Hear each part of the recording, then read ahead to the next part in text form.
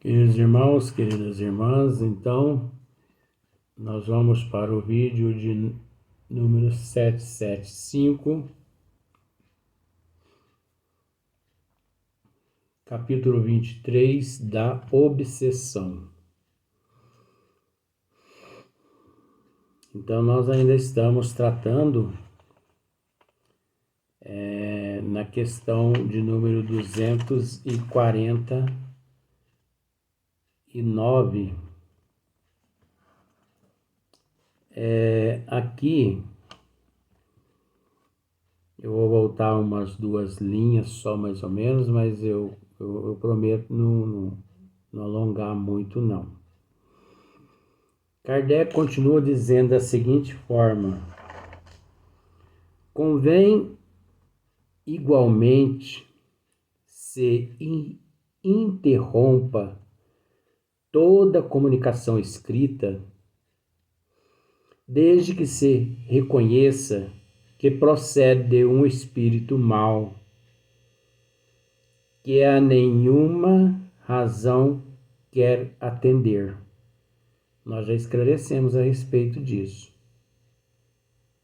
A fim de se lhe não dar o prazer de ser ouvido.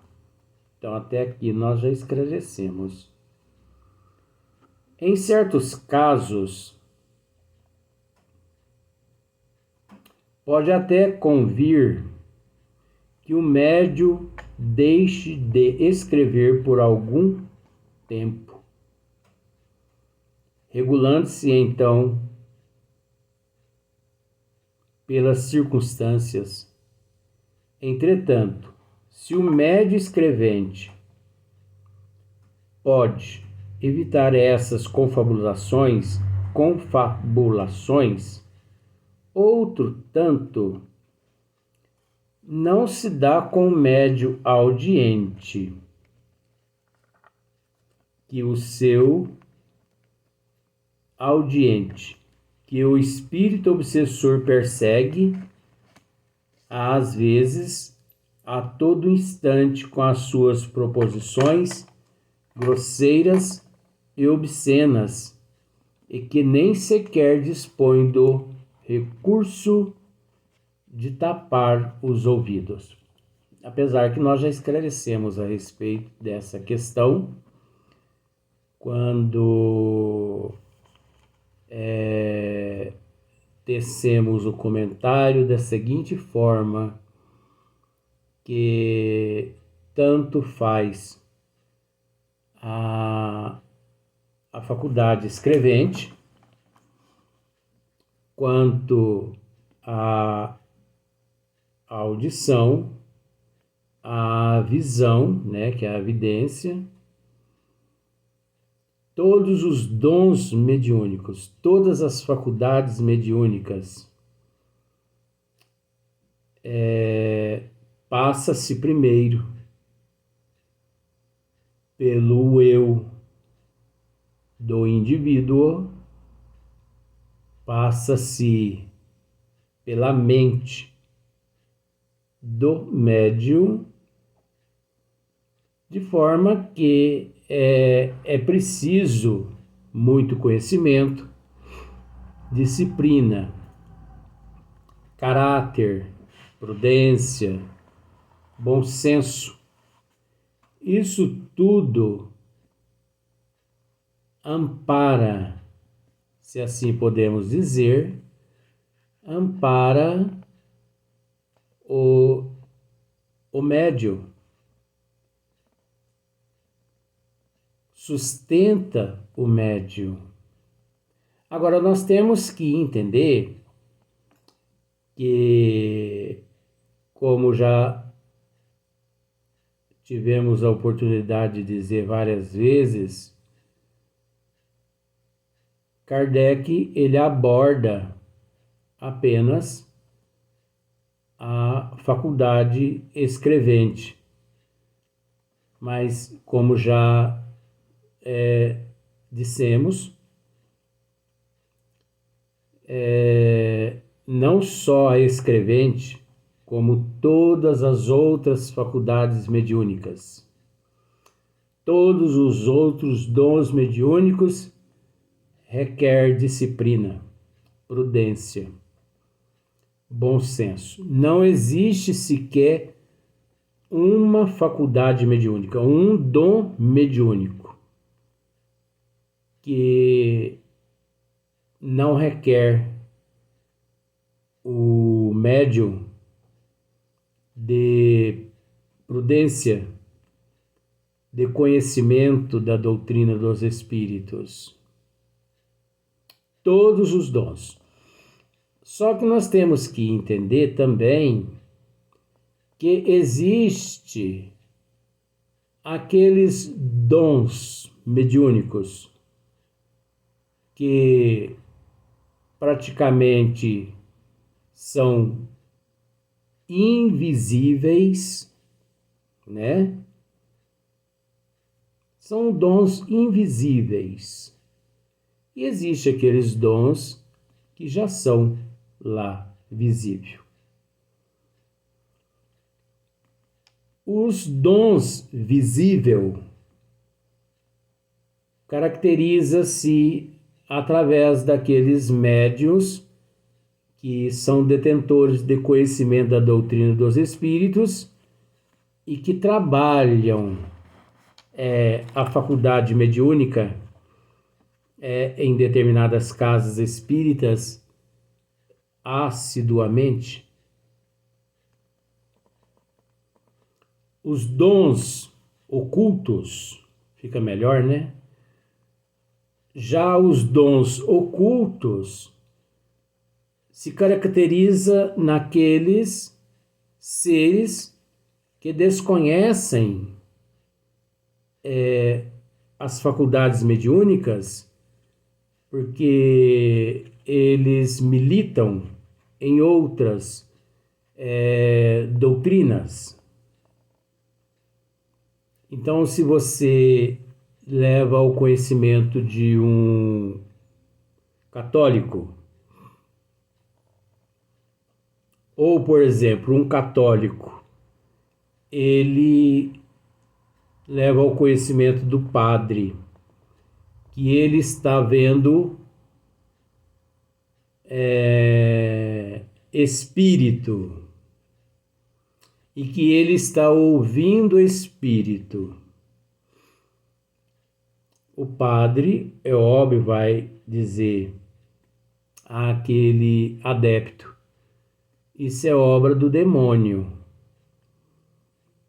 Então você tem que fazer isso, fazer aquilo para poder dispersar esse demônio, porque o que você está vendo não é de Deus.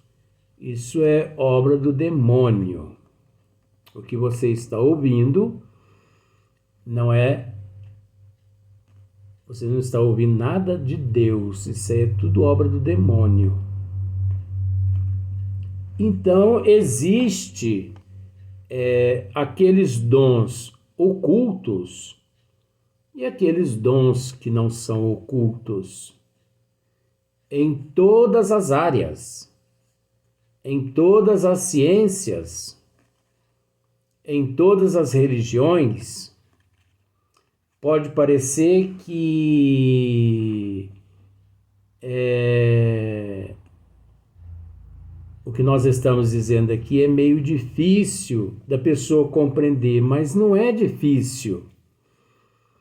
Apenas as pessoas devem, de uma certa forma, procurar entender, com todo respeito, que vidência, audição, psicografia, pictografia, todas as faculdades mediúnicas, todos os dons mediúnicos, isso não é atributo do espiritismo. Nós temos que entender isso. Eu estou usando o termo atributo para ficar um pouco mais fácil, porque, de certa forma, eu não poderia usar nem esse termo atributo, porque isso não é atributo. Você entendeu? Mas tudo bem, vamos deixar assim. Então, e sim, atributo do ser em processo de evolução no mundo de expiação e de provas. De expiação e de provas.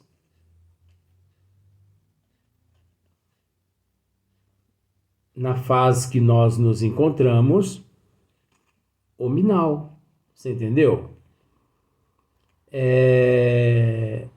Porque muitas pessoas, às vezes, por falta de conhecimento, pode pensar assim, mas só os espíritas é que são dotados de dons mediúnicos.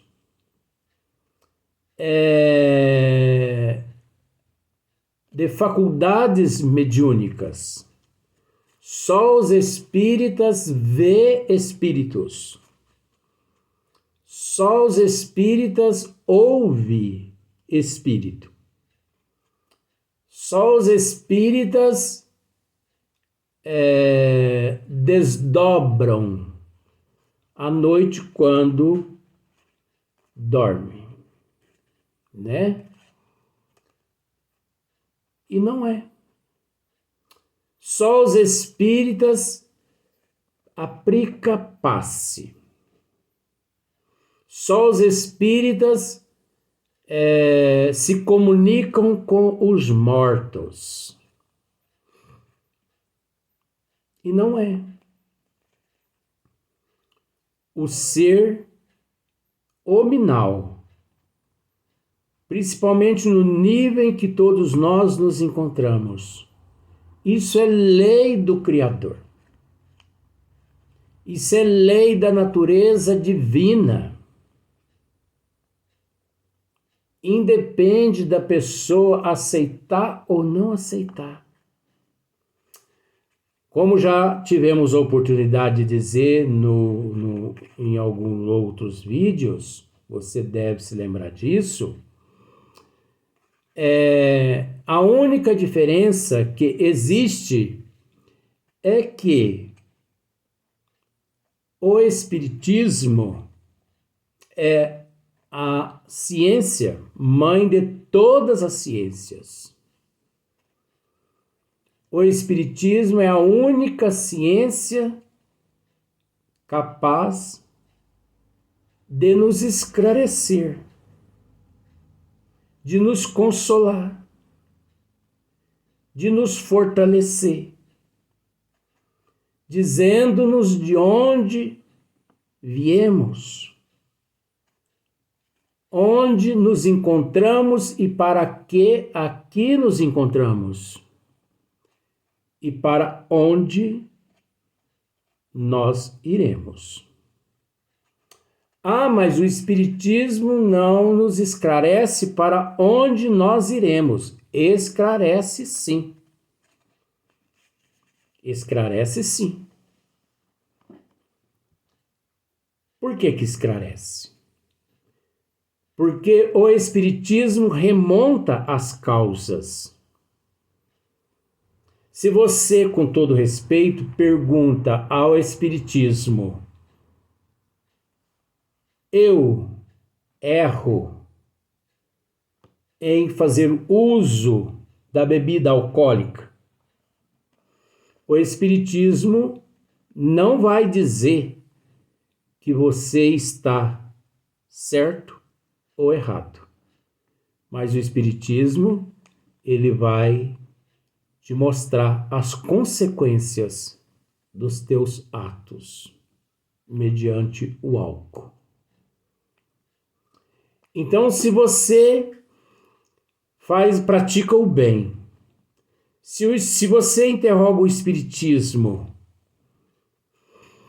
Se você está certo ou se você está errado, o Espiritismo não vai te dizer se você está certo ou se você está errada. O Espiritismo vai te mostrar as consequências benéficas do ato que você pratica. Você entendeu? Porque o Espiritismo, nós devemos entender, o Espiritismo é nada mais, nada menos que Deus trazido a todos nós que nos encontramos em processo de evolução por nosso Senhor Jesus Cristo.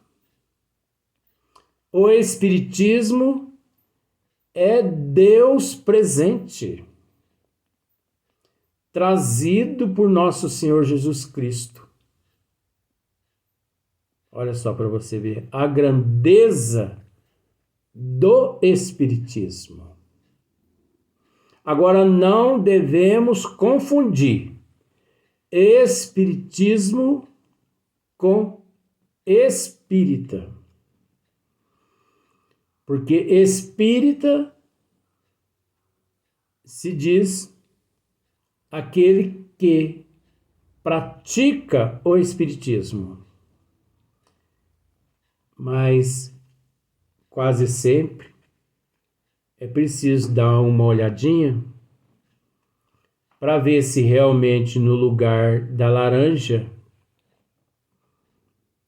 não há ali presente uma jaca ou um abacaxi. Porque você constata o pé de laranja, mas apenas o pé de laranja. E se por um acaso, no lugar da laranja, há uma jaca, há um abacaxi, há um abacate, então pode ter certeza de que aquilo ali não é laranja, não é um pé de laranja. Ah, mas é o quê? É um misticismo. É uma feijoada. Quando misturam as partes mais, vamos dizer assim, as partes mais inadequadas do suíno em uma panela. E muitas pessoas ainda têm esse prato como o prato da casa.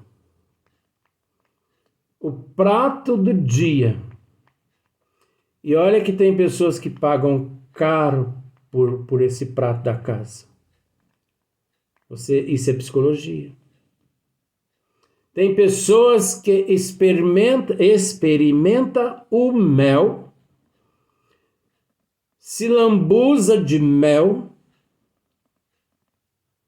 não medindo as consequências do tanto de mel que ingeriu, não analisando a desenteria, né?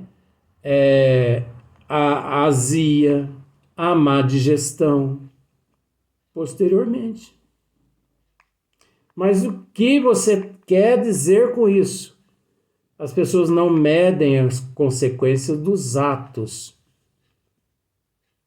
Não medem as consequências. Então é preciso bastante prudência, reflexão, bom senso. E a doutrina dos espíritos, ela nos proporciona tudo isso. Por isso que temos o hábito de dizer que o espiritismo é Deus em nosso meio, trazido por nosso Senhor Jesus Cristo. Mas havia necessidade de Jesus Cristo trazer Deus até nós? Havia. Por que havia? Devido à nossa ignorância, pelo menos a minha. Porque antes era olho por olho, dente por dente, a lei de Talião. Depois veio Jesus, a lei do amor. Depois veio a codificação, a doutrina dos espíritos, codificada por Hippolyte Léonard Rivail, que hoje, na data de hoje, se comemora aniversário de Kardec. Então, a doutrina dos espíritos é a terceira revelação, tendo nosso Senhor Jesus Cristo como a segunda revelação. As três revelações, todas elas são importantes, mas nosso Senhor Jesus Cristo e a doutrina dos espíritos como a terceira revelação, as mais importantes de todas. Porque sabemos disso, que se não fosse a vinda do Cristo, obviamente, a providência divina não teria como embasar a doutrina dos espíritos. Alicerçar-se no quê? Em quê? É óbvio que a doutrina dos espíritos se alicerça em Jesus, a lei do amor. Então nós temos que nos conscientizar-se disso. E assim prossegue Kardec. Aliás, cumpre se reconheça que algumas pessoas se divertem com a linguagem trivial, espécie de espíritos que os animam e provocam com o rirem de suas tolices, em vez de lhes imporem silêncio e de os moralizarem. Os nossos conselhos não podem servir a esses que desejam afogar-se. Nós sabemos que muitos seres no corpo físico se comprazem às tolices transmitidas, passadas, fornecidas por muitos espíritos charlatões, mistificadores. Nós temos visto isto nos Buenas Dichas, nós temos visto isto nos Pais de Santo e em muitos outros seres que não buscam a autoevangelização e se entregam como cobaia das trevas, e uma vez cobaia das trevas, é natural que se transformam em ferramenta das trevas. Justamente por, de certa forma, abjurarem os ensinamentos de nosso Senhor Jesus Cristo, que são nada mais, nada menos que as leis do Criador. Mas é óbvio que todo aquele que ignora tem o direito devido ao livre-arbítrio. Mas não podemos nos esquecer que todo aquele que planta, ele é obrigado a colher. E nós sabemos disso, que nem sempre a colheita é quase sempre agradável quanto o plantio. Observe para você ver.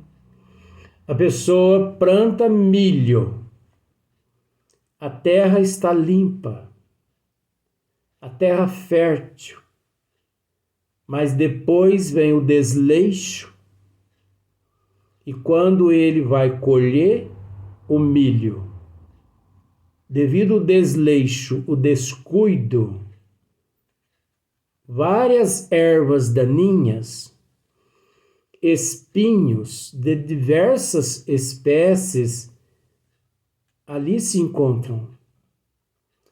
O matagal toma conta do milho, de forma que aquele agricultor, ele sofre para poder colher o milharal, né? Mas existe aqueles que já cuidam da plantação e que não sofre. Aquele que possui maquinário, que não sofre praticamente quase que nada. Mas independente de sofrer ou não sofrer, Deus nos concede a oportunidade sempre de hoje sermos melhor que ontem e amanhã melhor que hoje. Vamos ao próximo vídeo.